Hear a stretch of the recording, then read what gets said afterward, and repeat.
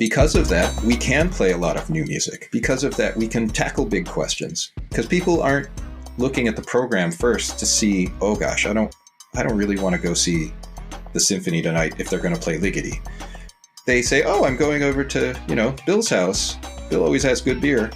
Hello, and welcome to Art Restart, where we explore how artists are reinventing their fields and building a new landscape for the arts.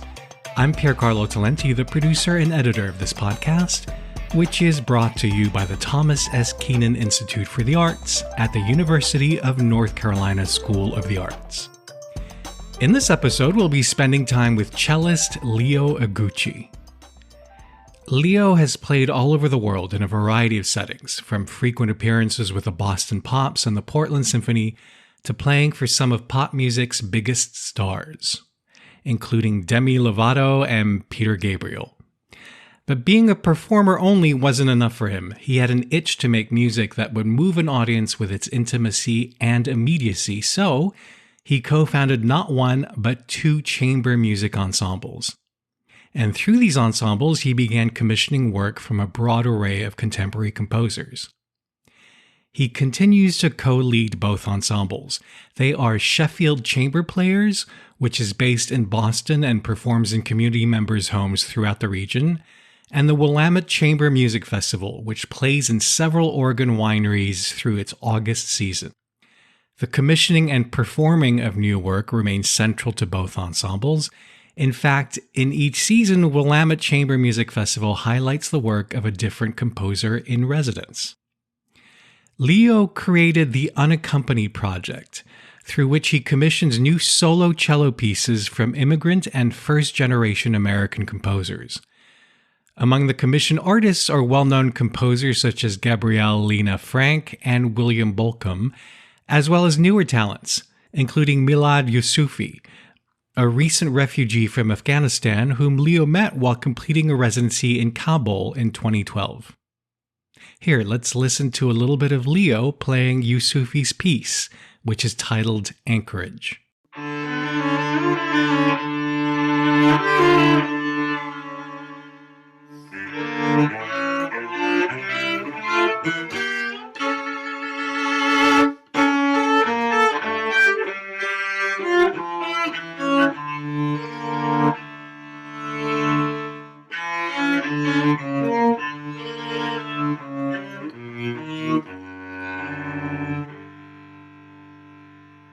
I started our talk by asking Leo how the seeds for the Unaccompanied Project were first planted in his imagination.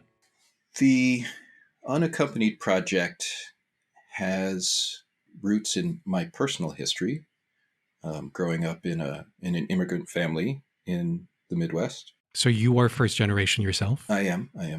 My father's an immigrant. And I feel like particularly people in my situation where they are immigrant families that are mixed, perhaps mixed race, you live the immigrant experience in one sense, and you also have the privilege of seeing the other side, depending on situation. Sometimes I'm with my white family and one set of circumstances happens, and sometimes another. And I feel like we all chew on these questions in different ways, but I feel like it's a really interesting lens into some of the societal views on immigrants and who's accepted and who isn't. Having grown up in that climate and having, especially in my early years where we lived, not known not that many other Asian families or mixed race. Where did you grow up? In Michigan. And then as I started collaborating with musicians and working in other places, and I have a project out in Portland, Oregon, which is, full of half Japanese people like myself, I started realizing here are finally people that look just like me that have absolutely different experiences than me, absolutely different viewpoints. I thought, here are my people and I can connect with them. And it's way more complicated than that. So I was chewing on these questions around the same time that the 2016 presidential election was happening. And some really nasty anti-immigrant rhetoric was working its way into mainstream political discourse, and anti-Asian violence was on the rise. And I wanted to have conversations with people about this. And I kept finding that when I would enter into a conversation with someone about immigration, whether we were well aligned or not in our viewpoints, it was never much of a conversation. We each sort of had our prepared talking points and we shared them, and nobody listened to each other, and we moved on. So instead of a conversation, it was like a couple of monologues sort of happened, and then we moved on. And I found that to be really sad, because I don't know how we solve any of our societal problems unless we can relate to each other and hear each other. So I wondered if we might be able to connect better through art. So this project was really an attempt to move past the political issues and sort of get to the people and the situations and the stories and the needs that underlie them, and hopefully find things in each of their experiences that we can relate to, no matter how far removed we are from the immigrant experience. Because if we're honest, we are all immigrants. And if we are not, we're Native people who have been perhaps the most affected by immigration. So the project is that it's an attempt to step back from the rhetoric and just have a chance to relate to stories of our fellow Americans without words. In the process of hearing these pieces being created, what did you hear was being said? And also, a similar question is: let's say in audience experiences, is there auxiliary material that accompanies the presentation of the pieces? Let me answer the second first, and that is yes. Each piece is preceded by a short video of the composer just sharing just a few words about their story and about the piece. I love that because, first of all, it really humanizes this piece of new music that people are about to hear, no matter where I bring it. And second of all, it also allows me to step out of the spotlight of the performance and let each piece be about them, put the focus on that person. So the way the program runs, I usually say a few words to open the concert, but then I sit in the chair, just the lone chair on stage, and the 8 pieces just run together with the video with no applause. And I get to sort of fade into the background and just be the medium for their stories, which is very powerful for me to be able to just get out of the way. To the first question, what did I hear them saying in the pieces? I heard 8 different things. What I heard is that each person tackled the question in a way that was personal. And I should say, I tasked them with a specific question, and it's a clumsy one, but it was the best I could come up with at the time. I asked them each to put their Americanness into sound, into music. And that could be anything. That could be... That's interesting, because the question could have been, put your immigrantness into sound. Exactly. Yes, it's a very different question. It is a very different question. I wanted to know what they felt like they had contributed to the country. I wanted to know what the country had contributed to them. I wanted to know what's been left behind, what's been gained. But I want it to be about learning more about what is the same in each of us, if there is such a thing. While I'm not sure there is one thing, certainly there's not one thing, there are absolutely commonalities that we all relate to, no matter our background and our experience or our, where we live in this country. It's such a big country with so many different strengths and issues and things that are beautiful and things that are hard. But what they all said was something that came from deep inside. And several of the composers took me to task on the question. Earl Manian being one of them. Earl sort of said, I'm American because I'm me. I grew up, here's how I grew up, and I would have written you the same piece no matter what, because that's my Americanness, whether you ask me the question or not. And I value that. And further, James Diaz, who's from Colombia, he really challenged me on just the premise of America. That I was asking this question from a United States centric place where I think America refers to our 50 states plus Puerto Rico and etc. And he said, look, America is 2 whole continents worth of people. The United States does not have the rights to only use that word. So he really challenged me on that, and he wrote a piece that really explores some different sort of dualities of experiences and meanings that happen at the same time, and that at every moment you have to choose. You have to choose a path. What does this word mean right now? What is this experience right now? I'd love to talk about how you went about co-founding your ensembles. How did you develop your mission statements, for instance? Oh boy. Well, mission statements are hard. I actually love the challenge of being able to sit down and put all your priorities down on paper. All of the things that you want and love and hold dear about a project, the things you want to have it aspire to, the things that it already does well, and then try to boil it down to a sentence.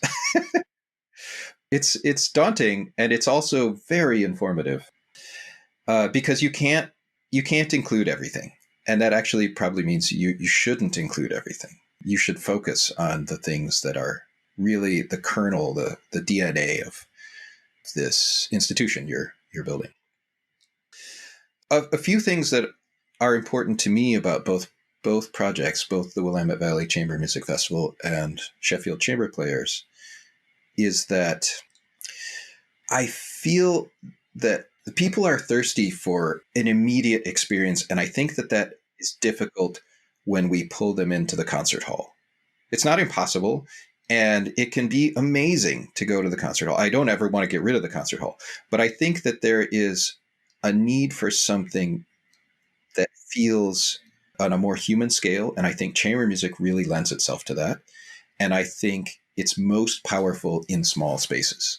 So for both groups, we very intentionally play in small venues. In Sheffield Chamber Players, one of the primary components of what we do, sort of the heart of what we do, is a series of house concerts where instead of playing for hundreds of people in the concert hall, a handful of times a year, we break that up and we play for 40 people, 30 people, maybe 50 times a year, 60 times a year.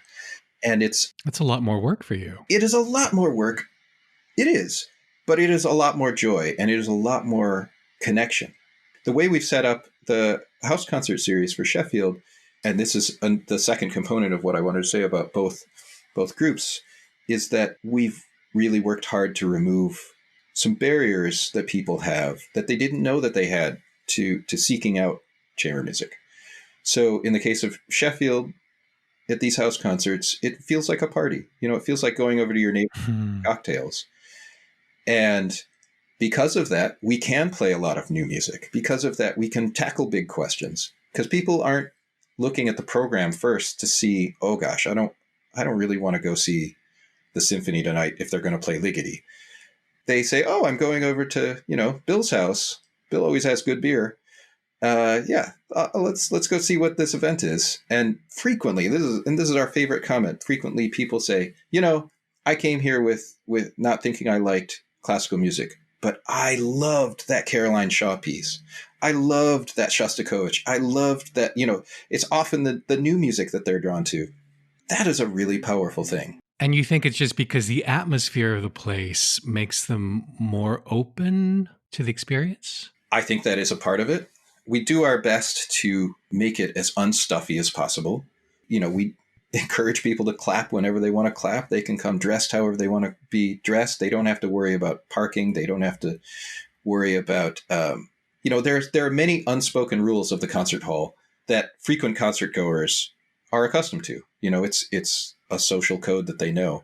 And for people that don't go, it's a little daunting. It takes a little bit of emotional effort to put yourself out there and go into a situation it's not what you do all the time. And so I don't think all that many people are willing to to do that when it's so easy to just sit down and watch Netflix or something.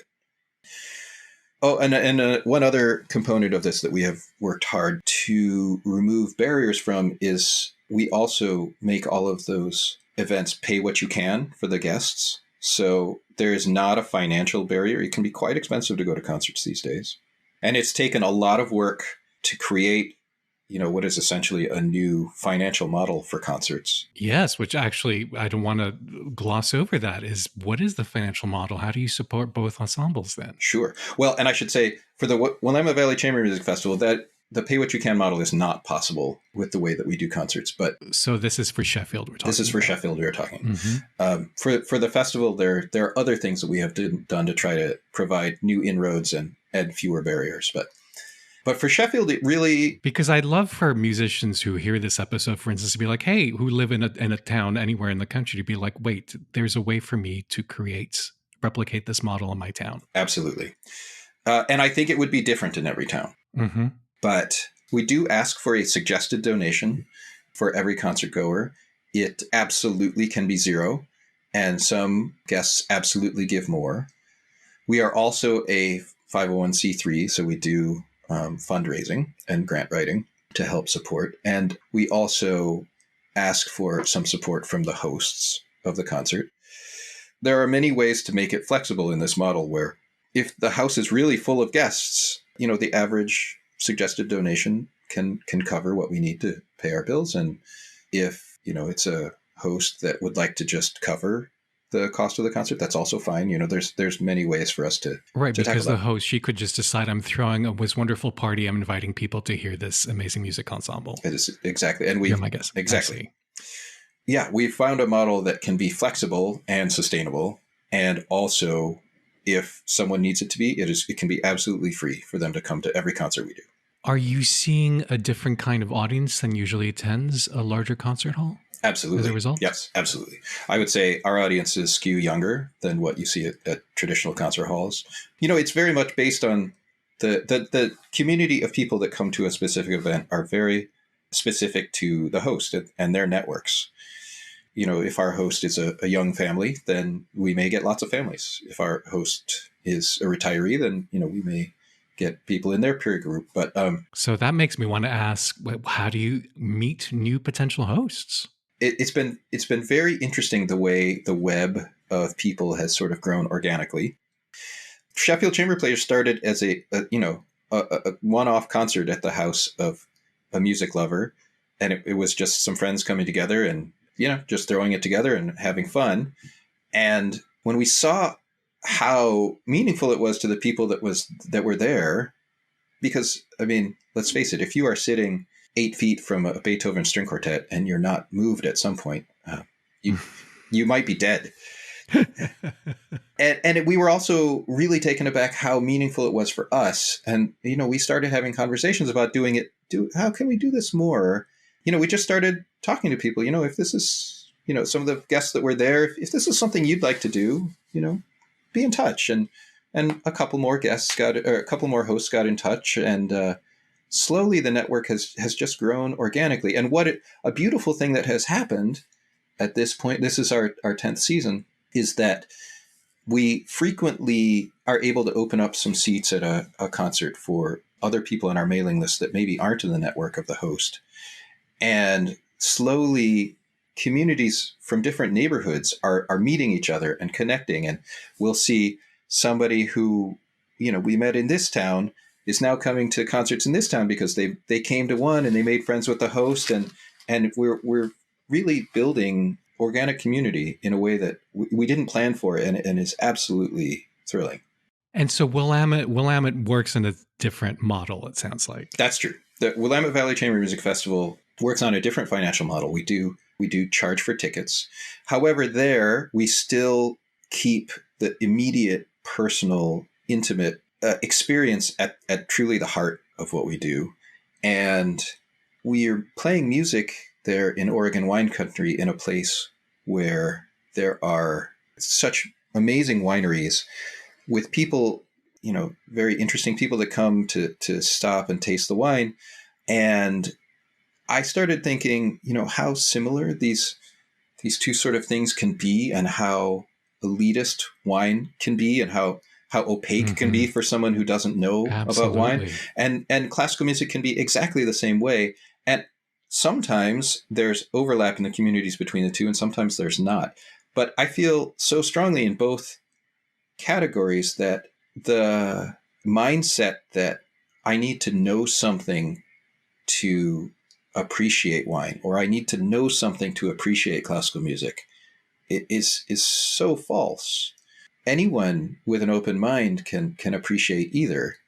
So there, we're trying to build on just the pure enjoyment of being in a moment together, tasting something, listening to something. Yeah, purely sensual. The wineries must be thrilled then to also, because they probably come up against the same thing about bringing new people in, is let's break down the walls. Absolutely, absolutely. So we have tried to build a symbiotic relationship there where it's great for both of us. We're meeting some of their customers, they're meeting some of ours, and in both cases, we're trying to really make it accessible so that you don't feel like you have to know anything. We share program notes from the stage so that no matter what we're playing, you have something to hang on to. And similarly, I pair wines from each winery to the program of music, and I share my notes about why I think that this particular Pinot goes with this particular Shostakovich quartet. And it's just one extra level of feeling like I can just be here in this moment and just use my senses and appreciate something for this moment. Just gathered together in a small group and just here right now. This wine will taste different tomorrow, and this Beethoven string quartet will be different tomorrow. And I'm just here right now. What lessons have you learned from your experience with both chamber ensembles that you think could be translatable to larger orchestras, and that would help in bringing in new audiences, keeping classical music alive and important to contemporary audiences? That is an excellent question, because orchestras, well, let me start that sentence from the opposite direction. Chamber ensembles, chamber music organizations can be quite nimble and flexible and experiment, and we're quite agile. And orchestras are very difficult ships to steer. It takes a long time to change course. What I think, though, I will start with some criticism of the orchestra industry. I find that orchestras are often playing defense to the actual problems. They're worried about people not buying enough subscriptions. So the marketing department gets involved and says, Beethoven sells tickets. We need to do an all Beethoven season. Or, if we could only get Yo-Yo Ma, then that'll give a boot. And I understand that mindset. They have data that Beethoven sells well and that Yo-Yo Ma will always bring a big house. And then in between that all Beethoven program and the Yo-Yo Ma program, they're sort of wringing their hands about their audiences getting older and smaller. What I wish is that they would shift their thinking out of how do we put a Band-Aid on this problem and get more into the mindset of what does our audience need and want, and what do they not even know that they need and want, which is an impossible question to ask. But, what can we present with an artistic vision that is so honest from us and from, really, truly like the center of our human beings that they can relate to? And sometimes that takes experimentation, and some things aren't going to sell well, and that is difficult. But I think programming music by composers of color because there was an uproar post Black Lives Matter is the wrong approach. I mean, it's also people can see through it. Exactly. It's a start, and absolutely they should be doing it, and they should be doing it all the time. And if they weren't doing it, shame on them. But I'm glad that they're getting started. But the point is not to just check some boxes and throw some composers of color on the program because you're supposed to. I feel like they need to really stop and question and live in is what stories need to be told for our community. What are some human experiences that everyone can relate to that really tell the richness of our our city, of our community, of our country, whatever, the orchestras are such different things. What the Boston Symphony programs versus the communities are different. Exactly, versus the Baltimore Symphony versus the Baton Rouge or Detroit or what, they are really, some have to think very internationally and some have to think very locally, and probably they would all do well to do both. But I think when they are solving problems from a sort of defensive business end, as opposed to really having a vision that's centered in someone's human experience, then, at best they just provide band-aids for their business model. If you'd like to learn more about Leo and read a longer version of this interview, just head to uncsa.edu/artrestart. Please take a second to do all the good stuff and hit the subscribe and notification buttons. We much appreciate it. Also, let me know if there's a change-making artist in your community you think we should profile. You can find me on Instagram at PCTalenti. Our theme music is by Shanghai Restoration Project. I'm Piercarlo Talenti, and on behalf of the Thomas S. Keenan Institute for the Arts, thanks for listening.